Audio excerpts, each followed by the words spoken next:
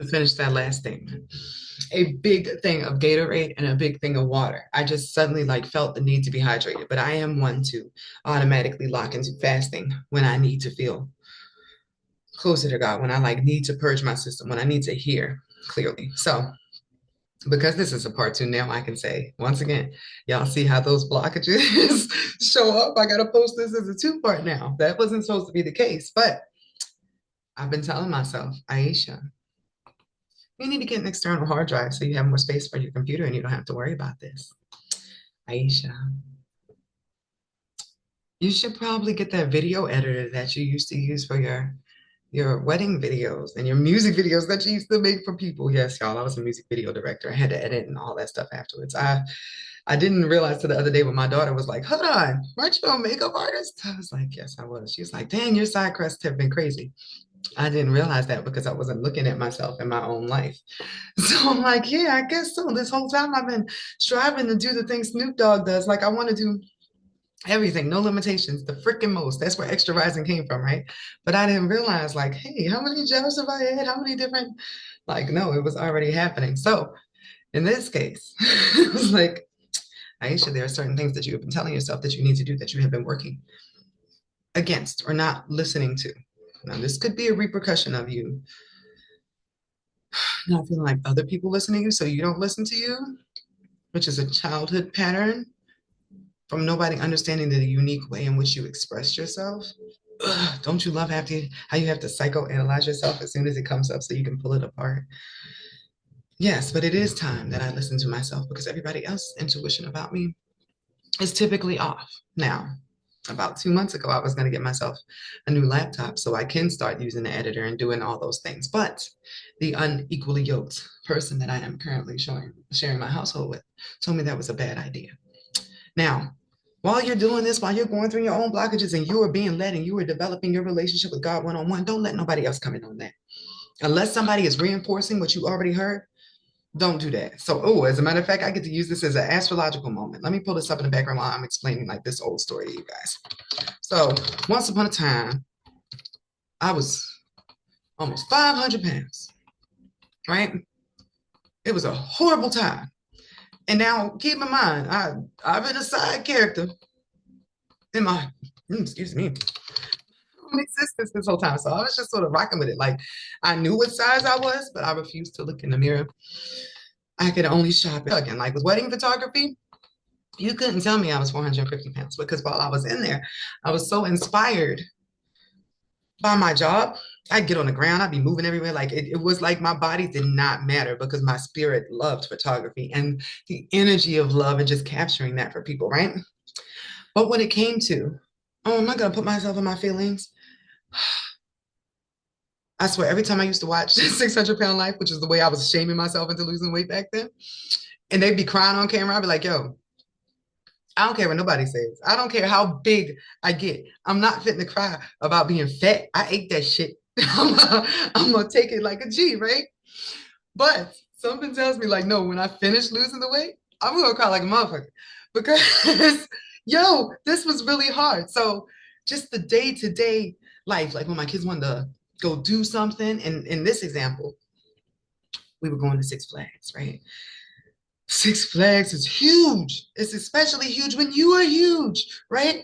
So I'm like, this part is not gonna work. It's too hot of a day. There are several things going on here, and my intuition is like, this ain't gonna work. We need to go to the water park. We need to go to the water park.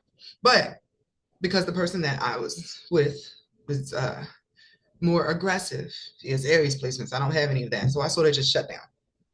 I don't like conflict. I don't like, even when I know it's going against my intuition. There are so many times when I knew he was saying something to me that was wrong, and I'd be like, just because I don't like to fight, and I didn't know that before I got in this relationship, or I would not have. So we get through the line. I'm dying because it's quite the walk, and it turns out that the passes that we had were not for that park. Now I gotta walk my wide load all the way back to the car and then go walk through another park. But in my head, the whole time, I'm cussing them out because I knew better. Because I knew better and I did not listen to my own intuition. I let myself be bullied. Now, could I have snapped back at him? I wasn't in that space at the time. Could I have stood my ground? If I had been a little bit. And that took years and years and being pushed so many times for me to develop that boundary. So now let me show you this astrologically, guys. Just so y'all know, if ever you're having this issue with somebody, and you can check it in the chart.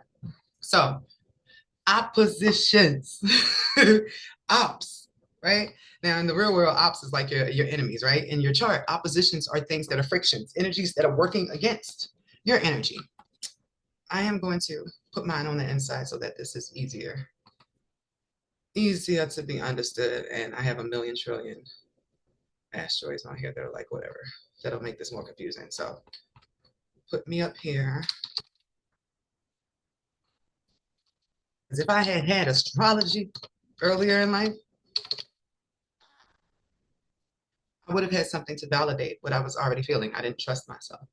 So, like, where's my sun? Okay, this is my sun on the inside, right? Make it bigger. Your sun is your identity, who you are physically, your physical body, right? Your rising is the shell of you, the mask of you, the warrior part of you too. It's what you're building into. An opposition is something that is directly across from those planets, and it pushes against your own personal energy. In this case, his Mercury, his mind, the way he speaks, works directly against me. His discernment will never be the same as mine because he's on the Aquarius aspect, right? I'm on the Leo. We're literal opposites there. My Mercury, which is the way my mind, my intuition, and my stuff comes through, is directly opposite his sun, the way stuff comes through for him.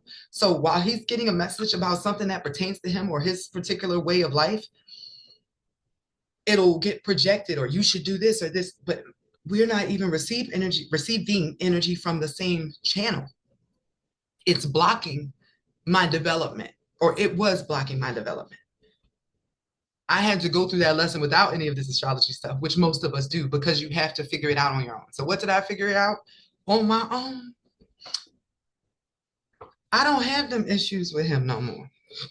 Now, I did just have the thing with the computer, but I was already in my head like, oh, maybe I don't need to spend the money on this, not understanding it takes money to make money, and I need to have more faith that I'm being guided and led for a reason to do something to make my life easier, so that I'll have videos that are split into two, right? But now, I can talk him down, and I'm actually like, didn't know that was in there. I knew this whole time I didn't like when I got angry, but I didn't know that my mouth was a machine gun. Like, I remember one time he said something, I don't know, I unloaded, but by the time I got done, he was just like, leave me alone. Like, he ran off. Like, he's cried because of some stuff I said down. But this is in within like the last 3 years, after it was a whole 15 of me just like eating my feelings and eating my words. So stuff like this comes up. Uncomfortable subjects will come up, uncomfortable circumstances, because it's like, you've been bitten by a snake, right? In order for you to get well again, the poison has to come out. You have to pull it out. That's the same thing with this whole uprising thing. So if you feel like any point, like, damn, shit done got worse since I started trying to get better. Yes, it did, but it's only revealing to you what was already a mess and how that was blocking you, so that you can not only handle it in all the neural pathways and brain stuff of how your mind has realigned itself in order to deal with trauma, so you can fix it and get it working the right way again, right?